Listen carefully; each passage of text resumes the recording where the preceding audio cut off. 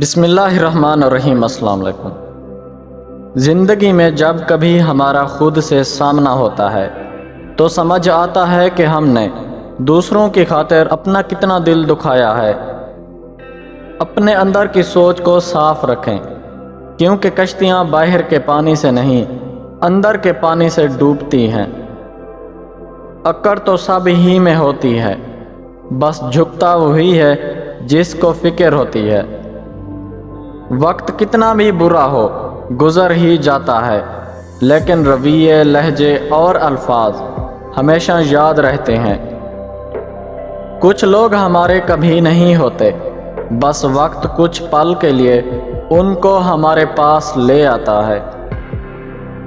ہر گم شدہ چیز وہاں سے ہی ملتی ہے جہاں وہ کھو جاتی ہے، سوائے اعتبار کے جہاں وہ کھو جائے وہاں سے کبھی نہیں ملتا۔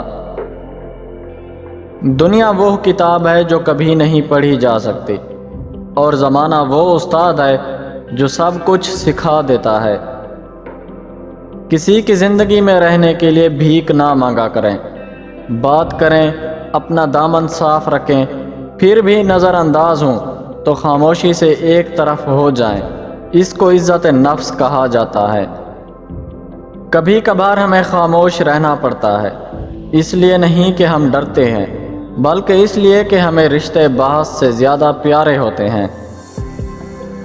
مجھے وہ لوگ پسند ہیں جو اپنے آپ میں مگن رہتے ہیں، سازشیں نہیں کرتے، نفرتیں نہیں پھیلاتے، بس اپنی دنیا میں خوش اور مطمئن رہتے ہیں۔